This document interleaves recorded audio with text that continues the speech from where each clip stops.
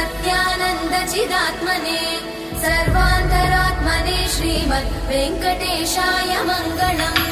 स्वतः सर्वविदे सर्वशक्तये सर्वशेषिणे सुलभाय सुशीलाय वेङ्कटेशाय मङ्गलम्।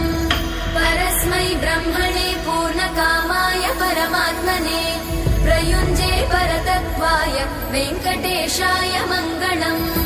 आकालतत्त्वमशान्तमात्मनामनुपश्यताम् अतृप्त्यमृतरूपाय वेङ्कटेशाय मङ्गलम्।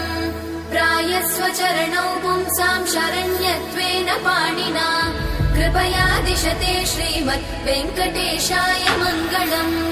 दयामृततरङ्गिण्यास्तरङ्गैरिव शीतलैः अपाङ्गैः सिञ्चते विश्वं वेङ्कटेशाय मङ्गलम्। स्रग्भूषाम्बर